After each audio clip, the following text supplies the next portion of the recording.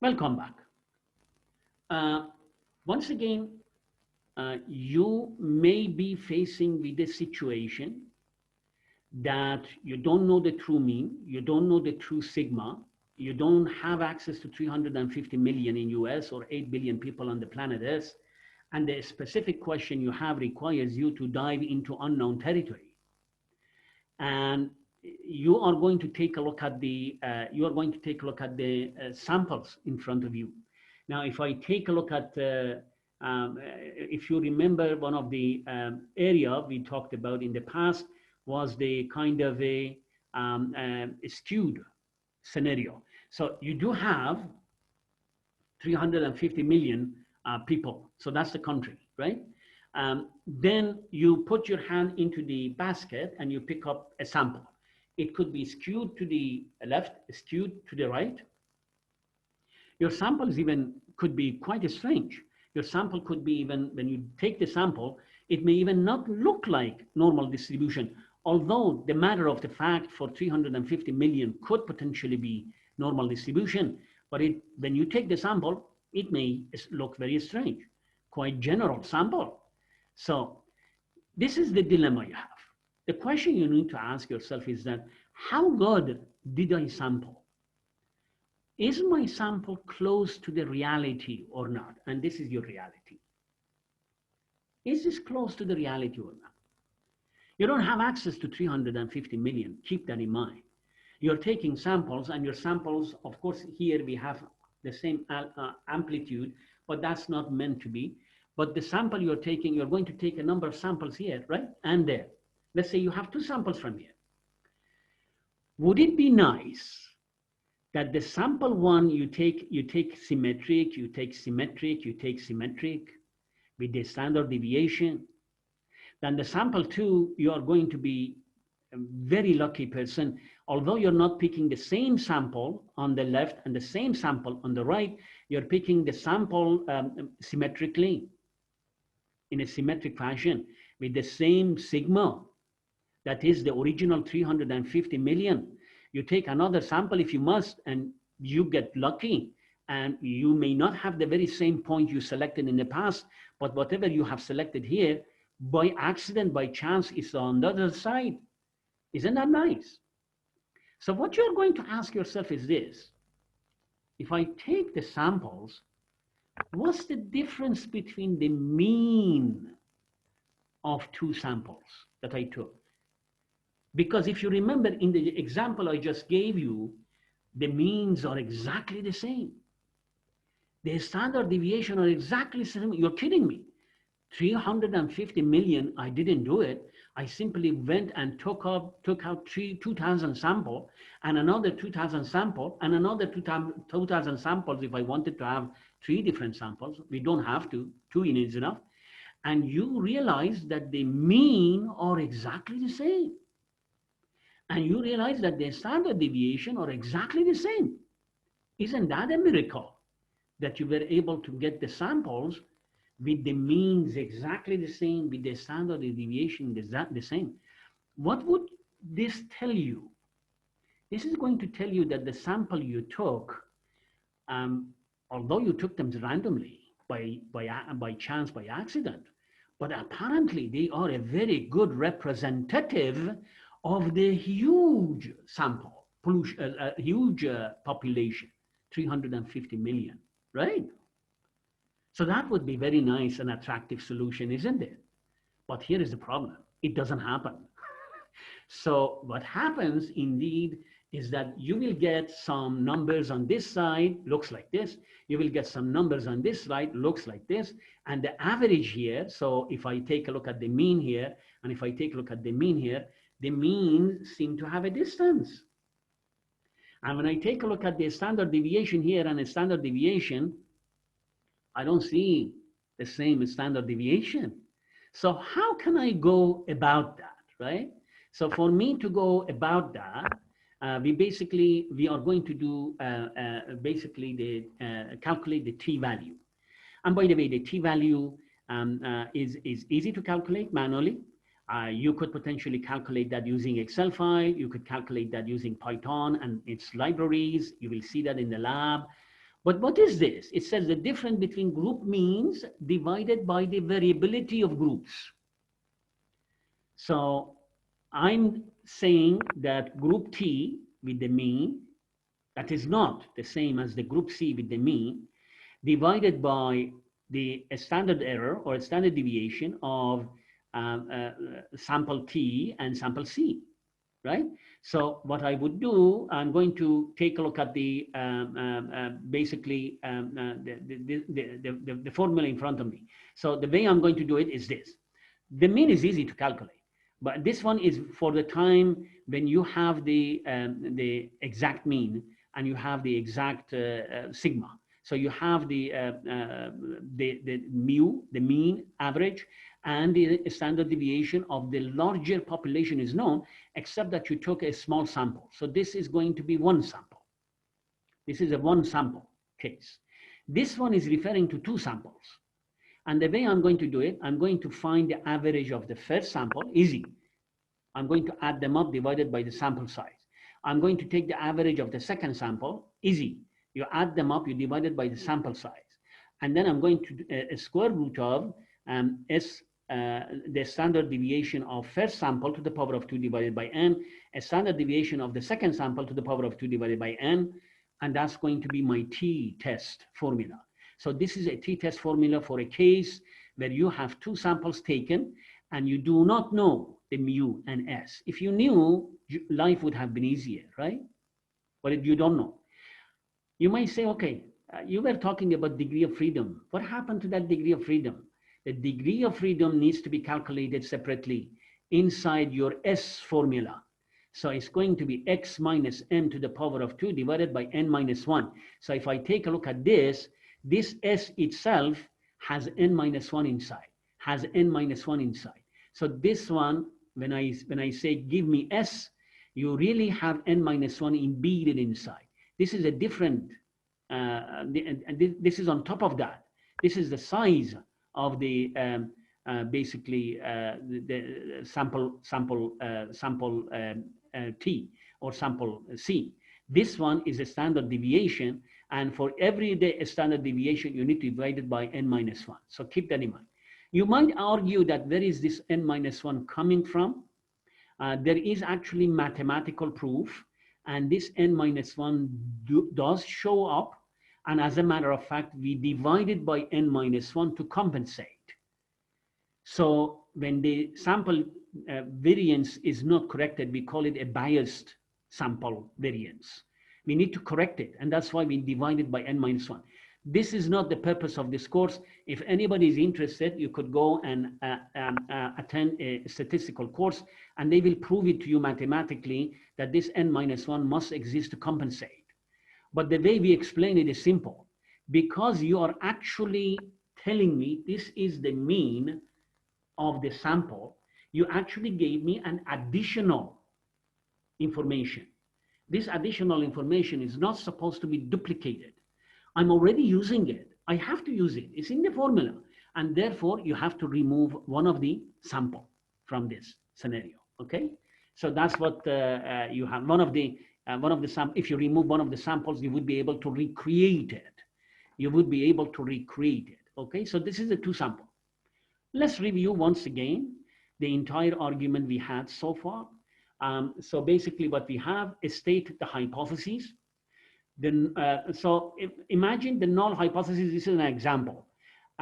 In an all-you-can-eat pizza chain, and a store actually thinks that customers eat an average of 4 slices. The chain says you can come in, pay for 4 slices, and eat all you want. That's what the store says. Then the alternative hypothesis is that you think that the average is so much. It's a free food, isn't it? I just bought 4 slices, I can eat 5. I can eat 6.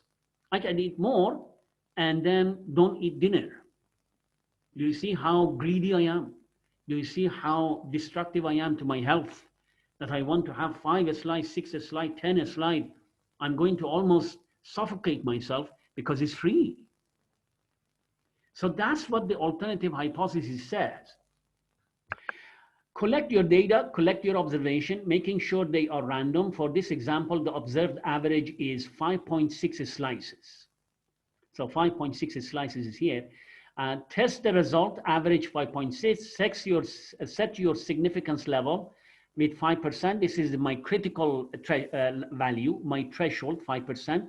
My confidence level is 95%.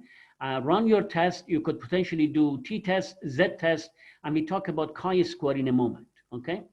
And then if the p is greater than 0.1, not significant, less than or equal to 0.1, marginally significant, less than or equal to my threshold value, it is significant, less than or equal to less than 0.01, it's very significant, right? So I do have my threshold set. I'm going to define what I mean, not significant, marginally significant, and very significant. You can define that because you are the one who is conducting the test. You are going to do measurement, you are going to do observation.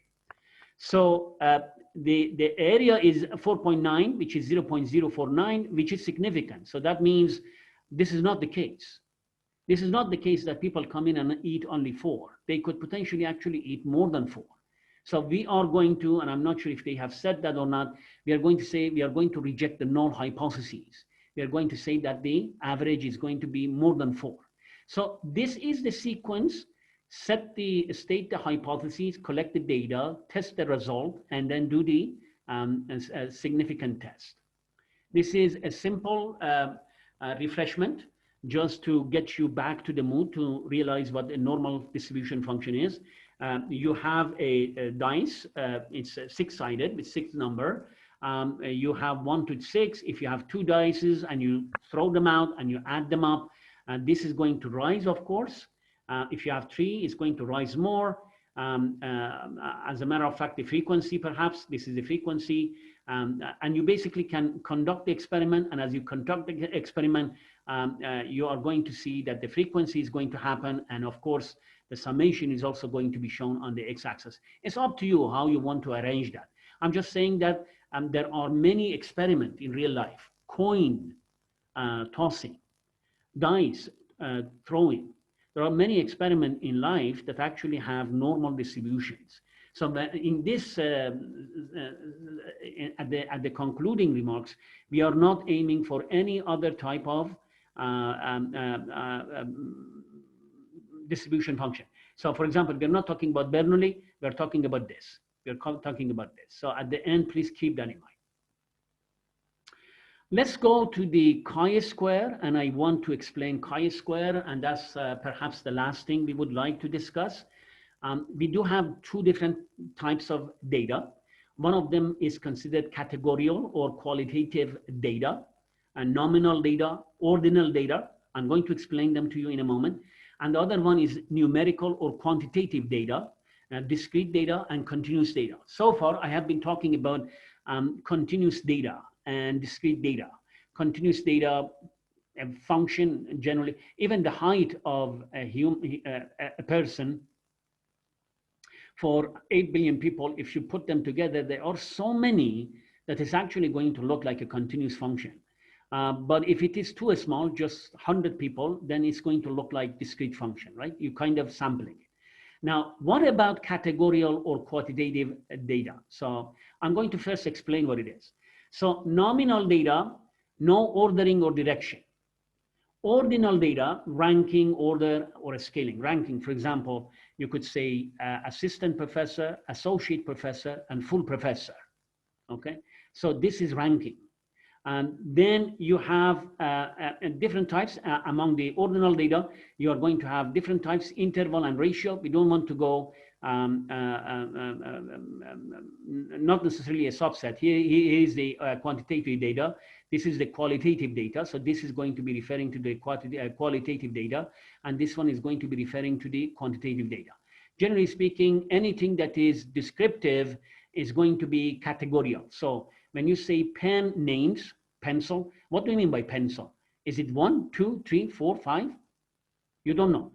Razor, cat, dog, cow. You could potentially refer to attributes: excellent, good, bad, fantastic, okay, don't like. We need this kind of data. The internet is full of it. So please keep that in mind. And now I'm going to give you an example where the sample collection is actually happening on a categorical data. So let's take a look at this. Before I give you the table, I want you to just quickly review. There are two types of trees. One of them Procera, and the other one is called Grandis. They look the same to you, but to the people who are expert in this area, they don't seem to look the same. So take a look at the leaf, take a look at the leaf, take a look at the fruit, and take a look at the fruit, the leaf and the fruit. And you can take a look at this. This one, the leaf is kind of wider. Again, I'm not an expert. So I just want you to imagine we have two types of trees, right? There is an issue, and the issue is that either both of them coexist in any environment, or they don't exist in the same environment. So here is an example. I'm trying to explain what we call chi-square. Okay, so let me explain what the chi-square is using an example. So we have Grandis, we have Procera. So when we say present, it means it exists in the field. And when we say it's absent, it means it doesn't exist. So in this case, both of them exist. Grandis exists, but Procera is not. Grandis doesn't exist, and Procera exists. Grandis doesn't exist, and Procera doesn't exist.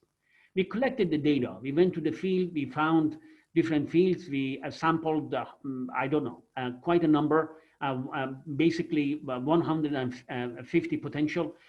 We did that, and we collected that, and we put them in the table. Now, if you add them horizontally, 25 and 45, that's 70, 30 and 50, that's 80. If you add them vertically, you have 25 and 30, that's 55. 45 and 50, that's 95. What does it mean? What does this mean? You are adding them. You are referring to a larger sample. I had a small sample here, and I had a small sample here, and I had a small sample. And when I take a look at this is encompassing result. This says that the sample of 150 that you got, 55 times you got Procera to be present, 95 times you got Procera to be absent. When I take a look at it this way, it says 70 times Grandis was present and 80 times Grandis was absent. This column has a meaning. You got the samples and you wrote the samples here, and when you add them up, it's an umbrella of all the samples that you have. Don't you expect the umbrella to be more and more closer to the actual population? It's bigger. The bigger it is, remember, one of the lessons we learned in one of the components of session 3 was that if you have a small sample, one of the best things you can do is actually to increase the sample size. So for example, if I have 350 million people in USA, I could start with 100 people, right? 100 people, depends on where you are going to sample, it's going to be a huge impact. Then you are going to raise it to 1 million. Okay, you're not bad.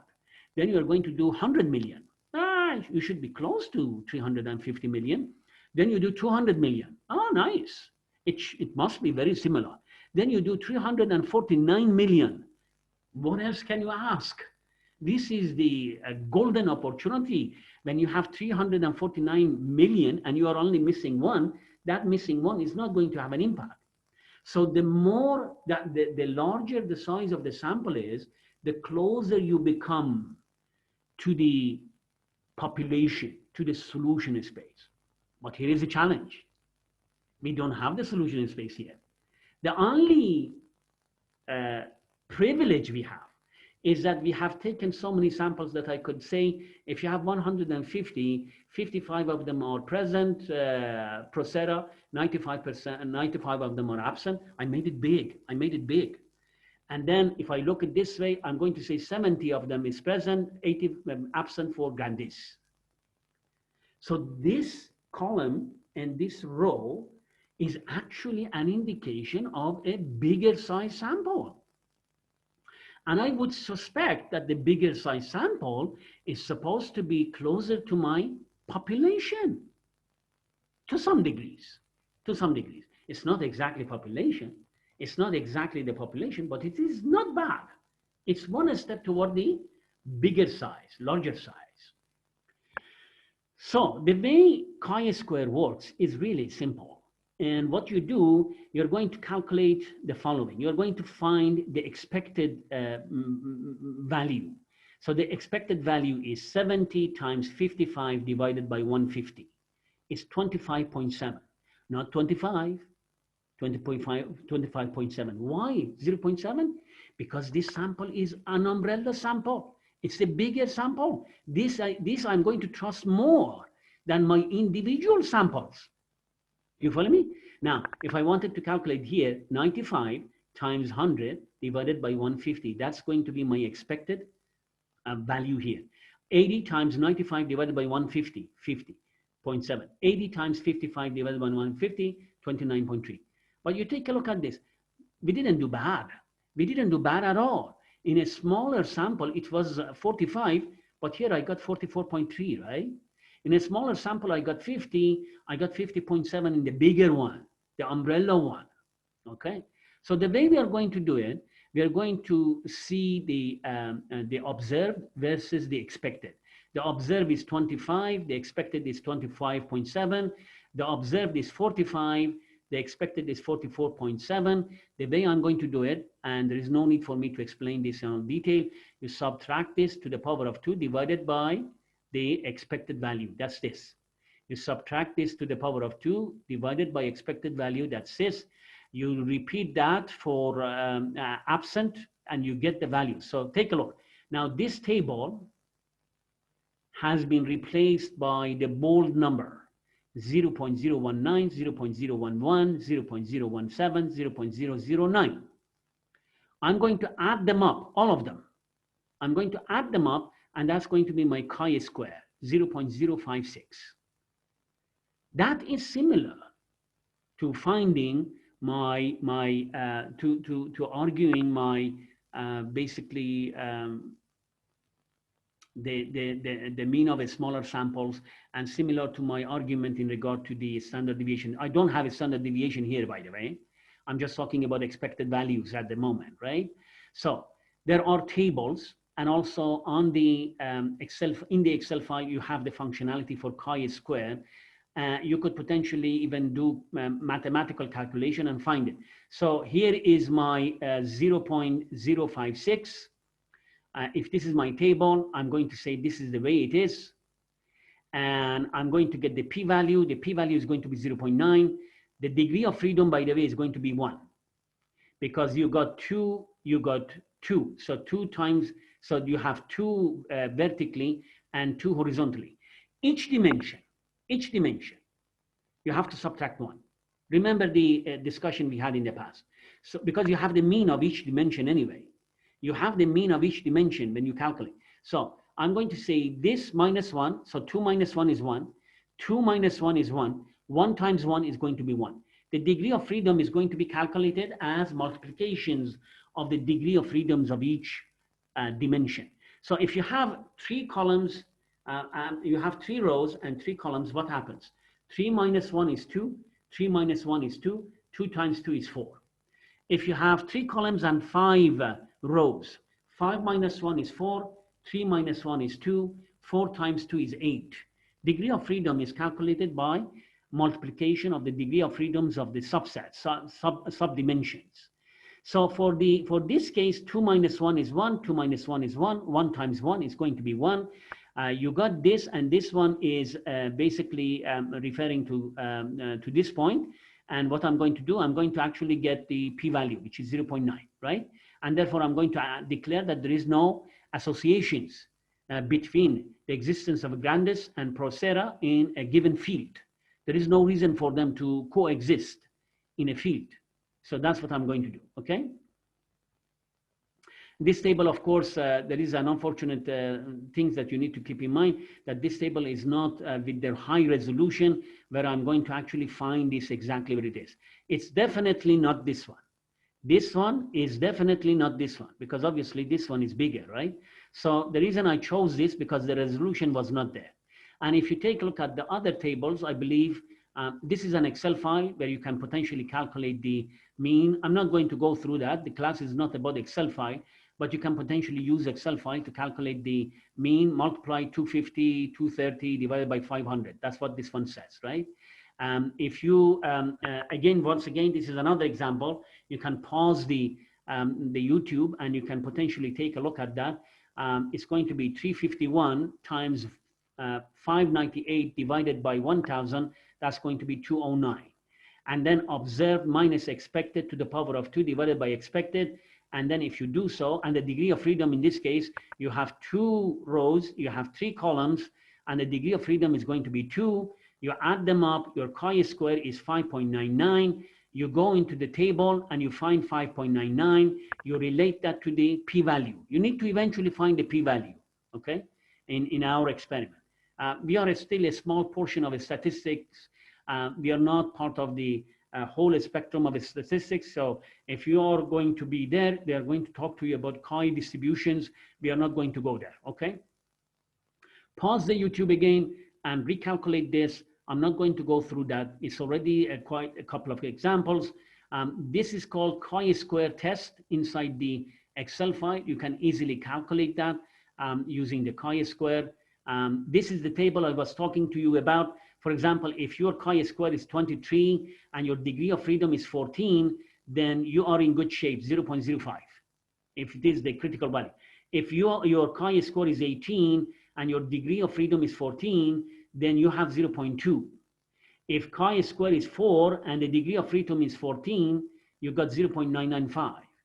If chi-square is 31 and you have 11 as the degree of freedom, you're going to get 0.001.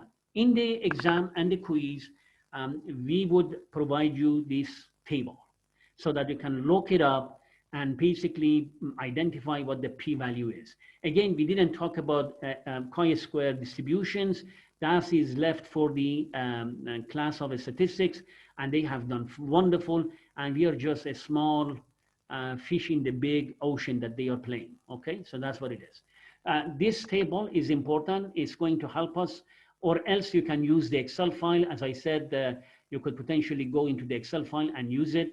Sometime the exam is going to be open in a sense that you can actually use the Excel file and run the scenario. This is another example. Once again, enter these numbers and then try to do it in Excel file, have it ready. If the exam is open book and open internet, you could, on open laptop, you could bring this to the screen on a computer, share the screen, and then you can record it and submit it as needed. So I want to summarize. We talked a few important stuff in the past. We said that if the signal is supposed to be in a normal distribution signal, you have multiple choices. One choice is that you know exactly what mu and the mean and the standard deviation is. One choice is that you don't know the mu and a standard deviation, but you only have one sample. One choice is that you have 2 samples, which makes you very happy, but then you want to see the relevance, the relationship between the 2 samples, and we conducted the t-test. For the p-value early on, we talked about the z-test. So you could potentially take a look at it. The t-test is also called a student test. And the reason they are calling a student test is because the gentleman who actually discussed that in a publication wanted to remain anonymous. He was working in a company, and the company policy was that he was not supposed to reveal his identity because the company didn't want the competitors to know what the company is trying to do. So the person who wrote it under the name of student. So that's why it's called a student test. But the t-test would do fine. So we do have the t-test, and then we have different types. We have a single sample, we have multiple samples, We have the p-value. Keep in mind that when you have discrete and the number of samples is more than 30, it is advised to go for z-test, because the more you have, the more it looks more and more like a continuous function. I'm just trying to push you toward that imagination. The more and more you have sample size, for example, you have 1,000, you have 10,000, you have 20,000, right? You don't want to go into the t-test. For t-test is usually less than 30. The sample size is less than 30. The other thing is that are you going to be looking at the two samples, or are you going to look at the single sample? Are you looking at the one tail, or are you going to look at the left tail or right tail, or are you looking at the two tails? These are the questions you need to ask and answer, and we try to review them for you. And if there is any other questions, please shoot an email. Thank you. In the next section, I'm going to talk about confusion matrix and ROC, and hopefully that's going to conclude our scientific observation and exploration. But keep in mind, we are going to go back to this, because at this time, we simply try to remain simple-minded. We tossed a coin.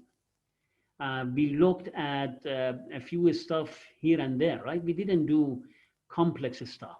When we go into text mining, you could potentially be dealing with something that you haven't seen in the past. Coining, tossing a coin, you have done it when you were a kid, right?